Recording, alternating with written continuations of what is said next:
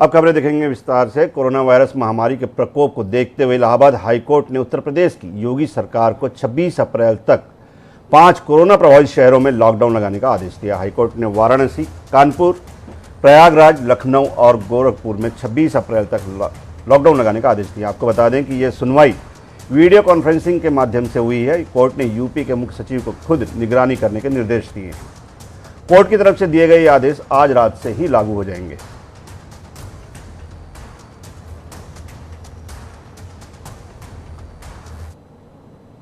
वहीं हाईकोर्ट के आदेश आने के बाद योगी सरकार ने स्पष्ट किया कि जो लॉकडाउन नहीं लगाएंगे। यूपी सरकार के प्रवक्ता ने बयान जारी करते हुए कहा कि प्रदेश में कोरोना के मामले बढ़े हैं और सख्ती कोरोना के नियंत्रण के लिए आवश्यक है। सरकार ने कोरोना की रोकथाम के लिए कई कदम उठाए हैं, आगे भी सख्त कदम उठाए जा रहे हैं, लेकिन शहरों में संपूर्ण लॉकडाउन अभी नहीं लगाया जा सकता।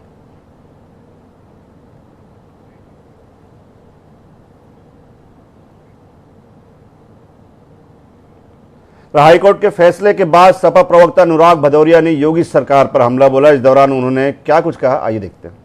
उत्तर प्रदेश की सरकार का ये चुनी सरकार है, जनता ने इसको चुना था। जो जिम्मेदारी उत्तर प्रदेश की सरकार को निभाना चाहिए था वो जिम्मेदारी माननीय उच्च न्यायालय निभा रहा है। कोरोना से लगातार उत्तर प्रदेश के शहरों में मौतें हो रही हैं, लगातार यहाँ कोरोना संक्रमण बढ़ता चला जा रहा है, लेकिन उत्तर प्रदेश की सरकार ने इसके बारे में चिंता नहीं की। वो चुनाव कराने बिजी है। माननीय उच्च न्यायालय चिंता कर रहा है, माननीय उच्च न्यायालय इस पर लॉकडाउन लगा रहा है। सोचिए आप, इससे ज्यादा शर्म की बात किसी भी चुनी हुई सरकार के लिए हो ही नहीं सकती। जो सरकार को काम करना चाहिए वो काम माननीय उच्च न्यायालय कर रहा है। इलाहाबाद हाईकोर्ट के आदेश के बाद 5 शहरों में 19 अप्रैल से 26 अप्रैल तक लॉकडाउन रहेगा, जिसको देखते हुए लखनऊ समेत 5 जनपदों में शराब की दुकानों पर भारी भीड़ देखने को मिली। इस दौरान जहां सरकार कोरोना को लेकर लॉकडाउन किया जा रहा है, वहीं शराब की दुकानों पर लोग बिना कोरोना गाइडलाइन के शराब लेते हुए भी देखे गए।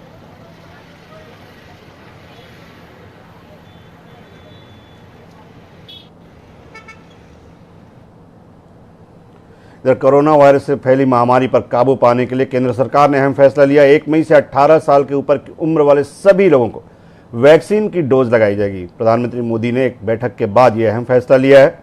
पीएम ने कहा कि पिछले 1 साल से सरकार पूरी कोशिश कर रही है कि देश में ज़्यादा से ज़्यादा लोगों को वैक्सीन की डोज दी जाए। पीएम मोदी ने कहा कि भारत में कोरोना वैक्सीन की डोज रिकॉर्ड स्तर पर दी जा रही है। हम वैक्सीनेशन की गति और बढ़ाएंगे।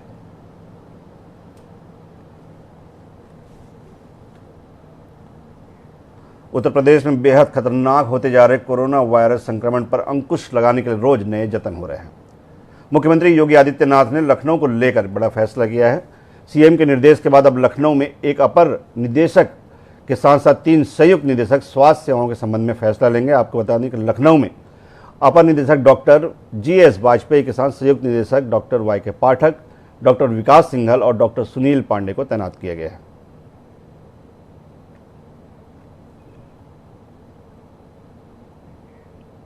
देश के सबसे अधिक आबादी वाले राज्य में कोरोना वायरस संक्रमण की दूसरी स्ट्रेन ने इतना कहर बरपाया है कि सरकार का सारा प्रबंधन फेल होता दिख रहा है। सरकारी आंकड़ों की माने तो कोरोना संक्रमण के कारण बीते 24 घंटे में 167 लोगों ने दम तोड़ा है, जबकि रविवार को यह संख्या 129 थी। प्रदेश में एक दिन में मौत के आंकड़ों का भी रिकॉर्ड बनता जा रहा है। नाइट कर्फ्यू और वीकेंड लॉकडाउन के बाद भी उत्तर प्रदेश में बीते 24 घंटों में 28,210 नए मामले सामने आए हैं, जिसके बाद से उत्तर प्रदेश में एक्टिव केस 2,08,000 से ज्यादा हो गए हैं।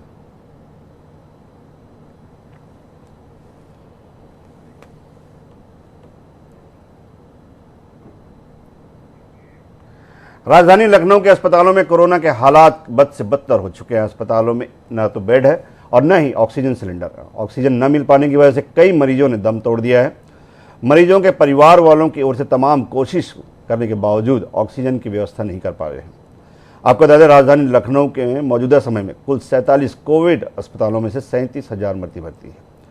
इनमें से करीब 3,000 मरीजों को ऑक्सीजन की जरूरत पड़ रही है। वहीं होम आइसोलेशन में करीब 45,000 मरीज हैं, जिनमें से 1,500 मरीज ऑक्सीजन सपोर्ट पर हैं। कल संडे के दिन हुआ, उसमें हर जगह पर मार्केट और सभी जगह पर जो जहां पर संक्रमित एरिया हैं उन सभी जगह पर सैनिटाइजेशन का कार्य हुआ है।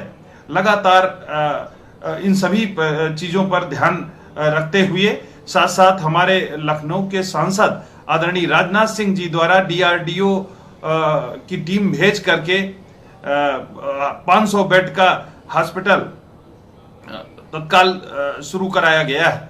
हमारे पास हॉस्पिटल्स में बेड्स नहीं है, हमारे पास ऑक्सीजन की उपलब्धता नहीं है, ऑक्सीजन की कमी है, जिसकी वजह से मरीज अपनी जान से हाथ धो बैठ रहे हैं। वो एडमिट नहीं हो पा रहे हैं, यहाँ तक कि उनको किसी और डिस्ट्रिक्ट में या किसी और स्टेट में जाना पड़ रहा है। लेकिन हम लोग को इतनी उम्मीद नहीं थी कि अचानक से एक साथ इतने सारे मरीज आ जाएंगे।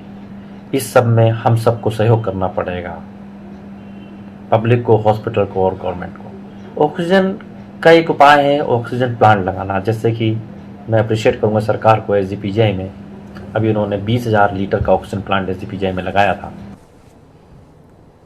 उत्तर प्रदेश में कोरोना के हालात बद से बदतर होते जा रहे हैं। मरीजों की संख्या बढ़ने से अस्पतालों में ऑक्सीजन की खपत 6 गुना अधिक बढ़ गई है। हालात ऐसे पैदा हो गए हैं कि अस्पतालों में ऑक्सीजन की कमी के कारण कई मरीजों की सांसें अटक गई हैं। परिजन तमाम कोशिशें करने के बावजूद भी ऑक्सीजन की व्यवस्था नहीं कर पा रहे हैं। लखनऊ के अस्पताल जैसे KGMU लोहिया संस्थान, एरा हॉस्पिटल में लिक्विड प्लांट होने से दिक्कत नहीं है, लेकिन लखनऊ के 43 से अधिक कोविड अस्पतालों में ऑक्सीजन की बहुत ही बड़ी किल्लत है। फिलहाल जो हालात हैं वो सरकार के काबू से बाहर हैं। वीडियो जर्नलिस्ट आशीष कश्यप के साथ मैं रूपांशी मिश्रा, जनता टीवी, लखनऊ। कोरोना महामारी ने ऐसा रुख अख्तियार किया है कि कब कौन इसकी चपेट में आ जाए कोई नहीं जानता। अमीर गरीब, नेता अभिनेता, हर कोई इस महामारी की जद में आ रहा है। शाहजहांपुर मेडिकल कॉलेज के होल्डिंग एरिया में भर्ती मरीजों को ऑक्सीजन नहीं मिल पा रहा है। मेडिकल कॉलेज के CMS डॉक्टर सिन्हा का कहना है कि छोटे सिलेंडर खत्म हो गए थे, जिनकी वजह से बड़े सिलेंडर की व्यवस्था अब की जा रही है।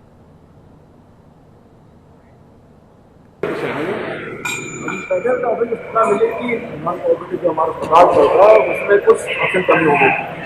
मैं और यहाँ बड़े सिलेंडर से छोटे सिलेंडर हर वार्ड भिजवा दिया। प्रदेश में जहां कोरोना कहर बरपा रहा है, तो वहीं लोगों को हो रही मौतों के बाद न तो शवों को जलाने के लिए जगह मिल पा रही है और न ही दफनाने के लिए कब्रिस्तान। ऐसा ही एक मामला लखनऊ के ठाकुरगंज कब्रिस्तान से सामने आया, जहां गेट पर हाउसफुल का बोर्ड लगा दिया गया है। प्रदेश की राजधानी लखनऊ में कोरोना का कहर लगातार बढ़ता जा रहा है। जहां एक तरफ शमशान घाट और कब्रिस्तान में लाशों के ढेर लगे हुए हैं, यहां तक कि लाशें दफन नहीं हो पा रही हैं। लोगों को, परिजनों को टोकन लेना पड़ रहा है और घंटों इंतजार करना पड़ रहा है। इसके बाद भी देर रात हो जाती है और लाशें बिछी रहती हैं। और वहीं पर कब्रिस्तानों के बाहर भी बोर्ड भी लगा दिए गए हैं। हम इस टाइम कब्रिस्तान राजधानी लखनऊ के अब्बास बाग करबला में खड़े हैं, जहाँ पे एक बोर्ड लगा दिया गया है कि यहाँ मैं आपको बोर्ड दिखाना चाहूँगा कि जहाँ पे साफ साफ लिखा है आवश्यक सूचना, वक्त करबला अब्बास बाग में कब्रों की जगह पूरी तरीके से खत्म हो चुकी है। सर जी ये बताइए, यहाँ कब्रें राजधानी का सबसे छोटा कब्रिस्तान है, क्या कंडीशन रही इधर हफ्ता 10 दिनों में? इधर हफ्ता 10 दिन में तो बहुत ही दर्दनाक मंजर है।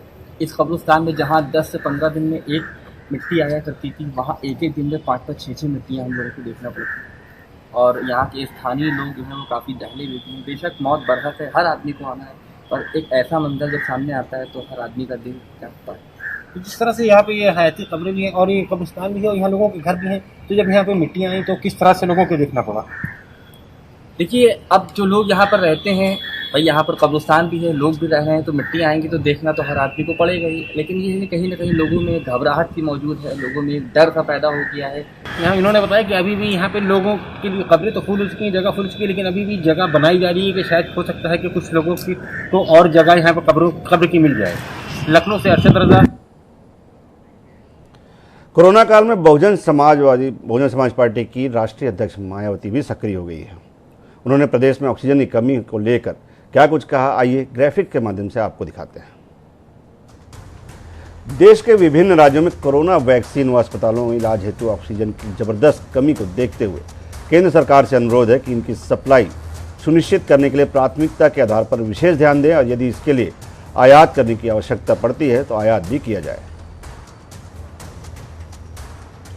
फिर दूसरा ट्वीट इनका, साथ ही देश की जनता से भी पुनः अपील है कि राज्य सरकारों के द्वारा कोरोना महामारी से बचाव और उपाय के तहत जो भी सख्ती और सरकारी गाइडलाइंस दिए जा रहे हैं उसका सही ढंग से अनुपालन करें ताकि कोरोना प्रकोप की रोकथाम हो सके, अर्थात लोग भी अपनी जिम्मेदारी निभाएं।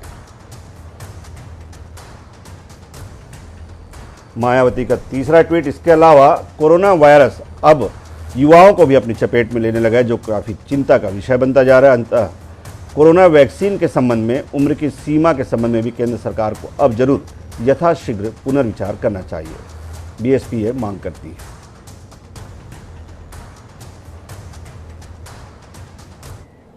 इधर सहारनपुर नगर निगम द्वारा कोरोना वायरस के संक्रमण को रोकने के लिए आज नगर निगम सहारनपुर के 200 से ज्यादा कर्मचारी पीपीई किट पहनकर हैंड स्प्रे मशीनों के साथ गलियों में सैनिटाइजेशन के लिए निकले। ये कर्मचारी कोरोना संक्रमण को रोकने के लिए रोजाना पार्क और गलियों में जाकर हर जगह सैनिटाइज कर रहे हैं। इस दौरान सहारनपुर मेयर संजीव वालिया ने कहा कि हम आशा करते हैं कि कोरोना वायरस संक्रमण पर एक बार फिर हम विजय प्राप्त करेंगे। आज कोरोना की महामारी में लिपटा हुआ है, मेरा हिंदुस्तान भी इससे अछूता नहीं है, मेरा उत्तर प्रदेश भी अछूता नहीं है और कहीं ना कहीं सहारनपुर भी संकट के समय से गुजर रहा है। और इस समय पे अपने सभी सफाई कर्मचारियों की, सुपरवाइजर्स की, इंस्पेक्टर्स की, नगर निगम के सभी प्रशासन की, नगर मोदी की, सबकी हौसला अफजाई करना मेरा कर्तव्य है। और आज उसी क्रम में सभी सफाई कर्मचारियों को एक साथ अपनी ड्यूटी पर निकालना, सैनिटाइजेशन के लिए, सफाई के लिए। कोरोना संक्रमण को लेकर चारों तरफ हाहाकार मचा हुआ है। आगरा के मोक्षधाम के हालात देखकर प्रशासन के आंकड़ों की बाजीगरी की परतें खुलने लगी है। लोगों को मोक्ष प्राप्त करने के लिए कतार में लगना पड़ रहा है। मृतकों के परिजनों की दाह संस्कार करने के लिए शमशान घाट पर 3 से 6 घंटे की प्रतीक्षा करनी पड़ी, जिसको लेकर हमारे संवाददाता प्रदीप रावत ने शमशान घाट का जायजा लिया और वहां के लोगों की स्थिति जानने की कोशिश की। प्रदेश सहित पूरे भारत में कोविड-19 ने हाहाकार मचा रखा है। इस समय हम हैं ताज नगरी आगरा के विद्युत शवदाह में, जहां पर शवों की कतारें लगी हुई हैं। 3 से 6 घंटे की वेटिंग चल रही है। ये हालात, ये मंजर ताज नगरी आगरा के हैं। बेहद खौफनाक मंजर दिखाई दे रहा है यहाँ पर।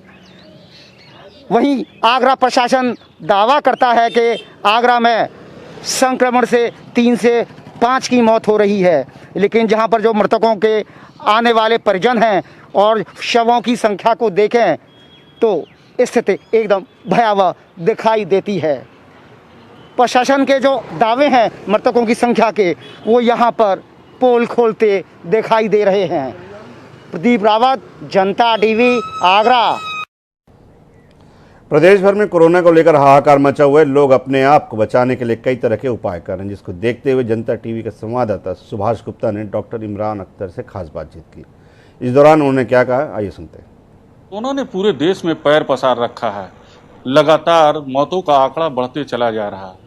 कैसे बचें इससे और किस तरीके से मास्क का प्रयोग करें, इसके बारे में आज हमारे साथ बैठे हुए हैं गोरखपुर के प्रख्यात डॉक्टर इमरान अख्तर, जो बताएंगे इस समय कि किस तरीके से मास्क का प्रयोग करें, क्योंकि मास्क ही इस समय बचाव है। आइए हम उनसे बात करते हैं और पूछते हैं कि किस तरीके से मास्क का प्रयोग किया जाए। डॉक्टर साहब, किस तरीके से लोग मास्क का प्रयोग करें, क्योंकि मास्क ही इस समय बचाव है। जी नमस्कार। मास्क 3 तरह के होते हैं। जो सबसे अच्छा मास्क होता है वो N95 मास्क होता है, और दूसरे नंबर पे सर्जिकल मास्क होता है, तीसरे नंबर पे साधारण क्लॉथ का मास्क होता है। N95 मास्क सबसे अच्छा होता है। N95 के अलावा सर्जिकल मास्क भी इफेक्टिव है, और जहां सर्जिकल मास्क भी नहीं उपलब्ध हो रहा है वहां साधारण कपड़े का मास्क भी इस्तेमाल कर सकते हैं। मास्क असली है या नकली, इसका पता लगाने का एक साधारण सा तरीका है कि अगर हम मास्क पहनने के बाद अगर एक साधारण लाइटर जला करके और उस पर अगर फूंक मारेंगे तो वो लाइटर बुझ जाएगा।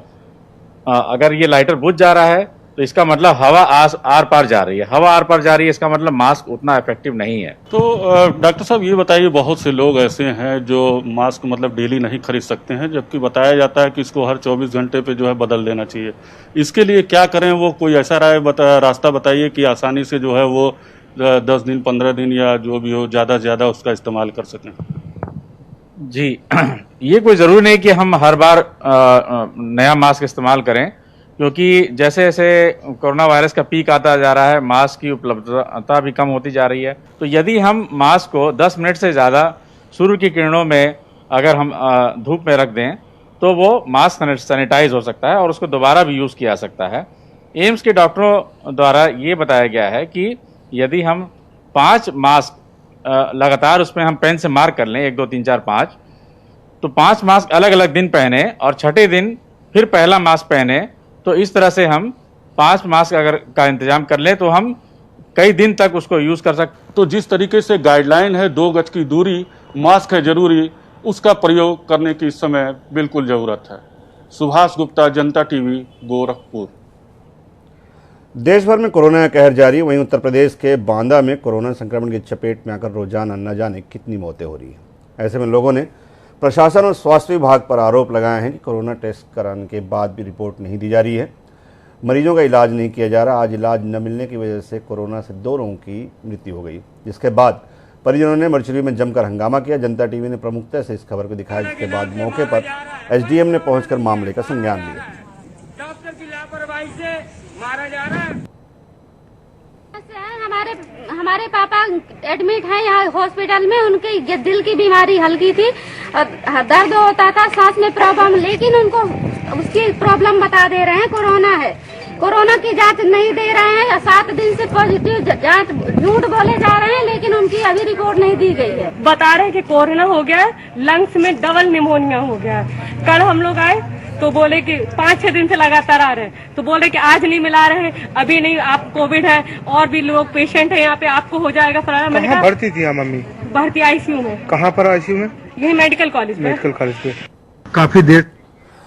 उत्तर प्रदेश में कोरोना संक्रमण के भीषण रूप धारण करने के बाद भी गांव की सरकार को चुनने के लिए मतदान का दौर जारी है। पहले चरण में 15 अप्रैल को करीब 71% मतदान होने के बाद आज दूसरे चरण के लिए मतदान हुआ। दूसरे चरण के मतदान के लिए 20 जिलों में करीब 3 करोड़ 20 लाख मतदाताओं ने अपने मताधिकार का प्रयोग किया।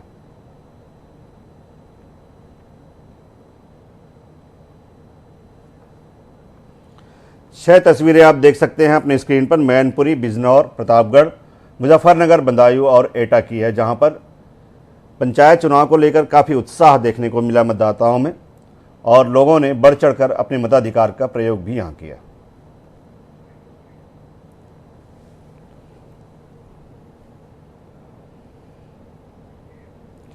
और इस बुलेटिन में फिलहाल इतना ही, लेकिन देश प्रदेश की तमाम खबरों और न्यूज़ अपडेट्स के लिए आप बने रहिए आई न्यूज़ के साथ।